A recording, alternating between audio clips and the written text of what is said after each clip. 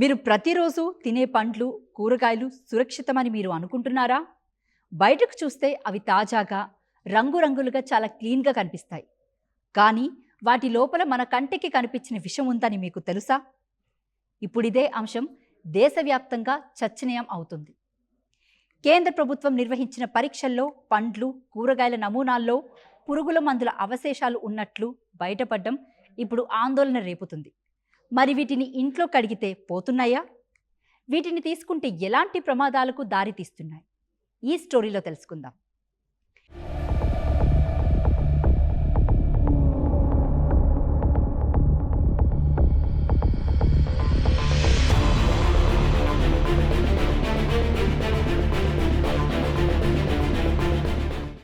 కేంద్ర వ్యవసాయ, రైతు సంక్షేమ శాఖ ఆధ్వర్యంలో దేశవ్యాప్తంగా పండ్లు, కూరగాయల్లో పురుగు మందుల అవశేషాలను గుర్తించేందుకు పరీక్షలు నిర్వహిస్తున్నారు. Monitoring of pesticides residues at national level MPRNL ప్రాజెక్టులో భాగంగా 2023 నుంచి 26 మధ్య 23 రాష్ట్రాలు, కేంద్రపాలిత ప్రాంతాల్లో మొత్తం 70,652 శాంపిల్స్ పరీక్షించారు. వీటిలో 2,223 శాంపిల్స్లో ఫుడ్ సేఫ్టీ అథారిటీ నిర్దేశించిన గరిష్ట అవశేష పరిమితి కంటే ఎక్కువ పురుగు మందుల అవశేషాలు ఉన్నట్లు గుర్తించారు. ఇక తెలంగాణలో పరిస్థితి చూస్తే రాష్ట్రంలో 8,198 పండ్లు, కూరగాయల శాంపిల్స్ను పరీక్షించారు. వీటిలో 486 నమూనాల్లో MRL అంటే మ్యాక్సిమం రెడ్యూస్ లిమిట్ కంటే ఎక్కువ పురుగు మందుల అవశేషాలు ఉన్నట్లు తేలింది. అంటే పరీక్షించిన ప్రతి 100 నమూనాల్లో దాదాపు 6 నమూనాల్లో నిర్దేశిత పరిమితికి మించిన అవశేషాలు ఉన్నాయి. దేశంలో అత్యధిక సంఖ్యలో అధిక అవశేషాలు నమోదైన రాష్ట్రాల్లో తెలంగాణ కూడా ఉంది. కర్ణాటకలో 9,176 నమూనాల్లో 334, మహారాష్ట్రలో 5,295 నమూనాల్లో 260, గుజరాత్లో 6,035 నమూనాల్లో 170, హర్యానాలో 2,371 నమూనాల్లో 152, ఆంధ్రప్రదేశ్లో 2,104 నమూనాల్లో 134 నమూనాలు MRL పరిమితిని దాటాయి. అయితే ఇక్కడ MRL అంటే ఏంటో తెలుసుకోవడం చాలా ముఖ్యం. MRL అంటే మ్యాక్సిమం రెసిడ్యూ లిమిట్. ఒక పండు లేదా కూరగాయలో ఒక నిర్దిష్ట పురుగు మందు అవశేషం ఎంతవరకు ఉండటాన్ని అనుమతించవచ్చో నిర్ణయించే గరిష్ట పరిమితి ఇది. అంటే పంటకు పురుగు మందులు అసలు వాడకూడదని కాదు. పురుగులు, తెగుళ్ళ నుంచి పంటను రక్షించడానికి రైతులు పర్మిషన్ ఇచ్చిన పురుగు మందులను ఉపయోగించుకోవచ్చు. కానీ సరైన మోతాదులో, సరైన సమయంలో ఉపయోగించాలి. ముఖ్యంగా పంట కోతకు ముందు ఉండే వెయిటింగ్ పీరియడ్ను తప్పనిసరిగా పాటించాలి.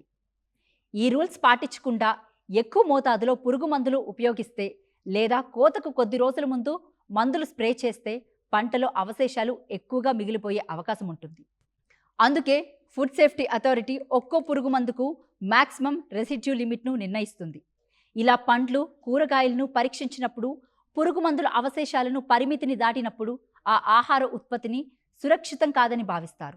అయితే MRL దాటిందంటే ఆ పండు లేదా కూరగాయను తిన్న వెంటనే విషప్రయోగం జరుగుతుందని అర్థం కాదు. కానీ లాంగ్ టర్మ్లో మాత్రం ఇబ్బందులు వస్తాయి. ఎందుకంటే పురుగు మందుల అవశేషాలకు ఎక్కువ స్థాయిలో గురి కావడం వల్ల కొన్ని ఆరోగ్య సమస్యలు వచ్చే అవకాశాలుంటాయి. కొన్ని కెమికల్స్ నాడీ వ్యవస్థ, హార్మోన్ల వ్యవస్థ, కాలేయం, మూత్రపిండాలపై ప్రభావం చూపే అవకాశం ఉంది. ముఖ్యంగా పిల్లలు, గర్భిణీలు, వృద్ధుల్లో వీటి ఆహార భద్రతపై మరింత జాగ్రత్త అవసరం.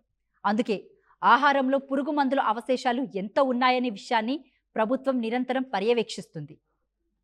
ఈ పరీక్షల్లో మరో ముఖ్యమైన అంశం ఏంటంటే ఈ నమూనాలను కేవలం రైతుల పొలాల నుంచి మాత్రమే కాదు, retail shops, wholesale markets, cooperative societies, organic product outlets వంటి వివిధ ప్రాంతాల నుంచి నమూనాలను సేకరిస్తున్నారు. దేశవ్యాప్తంగా 40 ప్రయోగశాలలు ఈ పండ్లు, కూరగాయల శాంపిల్స్ను పరీక్షిస్తున్నాయి. అంటే పంట పొలం నుంచి మార్కెట్ వరకు వివిధ దశల్లో ఆహార భద్రతను పరిశీలించే ప్రయత్నం జరుగుతుంది. ఒక ప్రాంతంలో లేదా ఒక రకమైన పంటలో పదే పదే సమస్య కనిపిస్తే దాని మూలాన్ని గుర్తించి చర్యలు తీసుకునే ఛాన్స్ ఉంటుంది.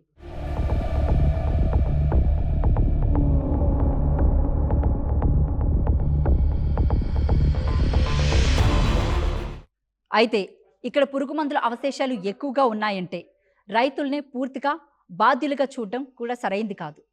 సరైన అవగాహన లేకపోవడం, మందులపై స్పష్టమైన సమాచారం లేకపోవడం, సిఫార్సు చేసిన మోతాదుకు మించి వాటిని వాడటం, ఒక రకమైన మందును పదే పదే ఉపయోగించడం, కోతకు ముందు వెయిటింగ్ పీరియడ్ పాటించకపోవడం వంటి కారణాలు పురుగు మందుల అవశేషాలు పెరగడానికి దారితీయొచ్చు. అందుకే రైతులకు శిక్షణ, అవగాహన కల్పించడంపై కూడా ప్రభుత్వం దృష్టి పెడుతుంది. గత 5 ఏళ్లలో కేంద్రం 1353 ఫార్మర్ ఫీల్డ్ స్కూల్స్ నిర్వహించి 46,969 మంది రైతులకు శిక్షణ ఇచ్చింది. పురుగుల మందులకు సంబంధించిన అవగాహన కార్యక్రమాలు నిర్వహించింది. ఇది ఇంకా కొనసాగుతూనే ఉంది. ఇక ఇప్పుడు వ్యవసాయంలో ఆర్టిఫిషియల్ ఇంటెలిజెన్స్ వినియోగం కూడా పెరుగుతుంది. కేంద్ర ప్రభుత్వం నేషనల్ పెట్ సర్వేలెన్స్ సిస్టమ్ను అందుబాటులోకి తెచ్చింది. ఇది AI, మిషన్ లెర్నింగ్ ఆధారంగా పనిచేస్తుంది. పంటల్లో పురుగులు, తెగుళ్లను గుర్తించడం, వాటి వ్యాప్తిని పర్యవేక్షించడం, రైతులకు నిపుణుల సలహాలు అందించడం దీని ప్రధాన లక్ష్యం. అవసరం లేనప్పుడు పురుగుల మందులు ఉపయోగించకుండా పరిస్థితిని బట్టి అవసరమైనప్పుడు మాత్రమే సరైన మందును ఉపయోగించేలా రైతులకు సూచనలు అందించేందుకు ఈ వ్యవస్థ ఉపయోగపడుతుంది. ఇక ప్రభుత్వం ఈ పురుగు మందుల అవశేషాల పర్యవేక్షణ ప్రాజెక్టును 2028-29 వరకు కొనసాగించేందుకు అనుమతి ఇచ్చింది. మరి వినియోగదారులుగా మనం ఏం చేయాలి? మార్కెట్ నుంచి పండ్లు, కూరగాయలు తెచ్చిన తర్వాత వాటిని నేరుగా తినకుండా ముందుగా బాగా కడగాలి. ముఖ్యంగా రన్నింగ్ వాటర్లో పండ్లు, కూరగాయలను బాగా శుభ్రం చేయాలి.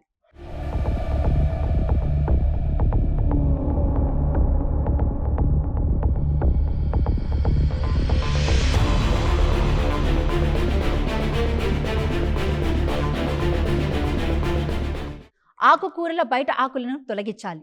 ద్రాక్ష, యాపిల్ వంటి పండ్లు కూడా బాగా కడిగి తినాలి. ఇంట్లో ఇలా కడగడం వల్ల అన్ని రకాల పురుగు మందుల అవశేషాలు 100% తొలగిపోతాయని మాత్రం అనుకోకూడదు. కొన్ని కెమికల్స్ పండు లేదా కూరగాయల లోపలకు కూడా చేరే అవకాశం ఉంటుంది. కాబట్టి వీటిని కొనే ముందు జాగ్రత్తగా చూసి తీసుకోండి. అలాగే రైతులు కూడా సరైన మోతాదులో, సరైన సమయంలో పురుగు మందులు ఉపయోగించాల్సిన అవసరం ఉంది. ప్రభుత్వం కూడా క్రమం తప్పకుండా పరీక్షలు నిర్వహించాలి. మార్కెట్లో నాణ్యతను పెంచాలి. వినియోగదారులు కూడా పండ్లు, కూరగాయలను సరిగ్గా శుభ్రం చేసుకోవాలి. ఇవన్నీ కలిసి పనిచేసినప్పుడే మనకు సురక్షితమైన ఆహారం అందుతుంది. మనం మార్కెట్లో పండ్లు లేదా కూరగాయలు చూసినప్పుడు దాని రంగు, సైజు, తాజాదనం మాత్రమే చూస్తాం. కానీ దాని లోపల ఏముందో మన కళ్ళకు కనిపించదు. అందుకే లుక్స్ ఫ్రెష్ అంటే 100% సేఫ్ అని కాదు. ఆహార భద్రత అనేది రైతు నుంచి మొదలై మార్కెట్, ప్రభుత్వం, చివరకు మన వంటగది వరకు కొనసాగాల్సిన బాధ్యత. మనం తినేది కేవలం ఆహారం కాదు, మన ఆరోగ్యం, మన భవిష్యత్తు. మరి దీనిపై మీ అభిప్రాయం ఏంటో కింద కామెంట్ సెక్షన్లో కామెంట్ చేయండి.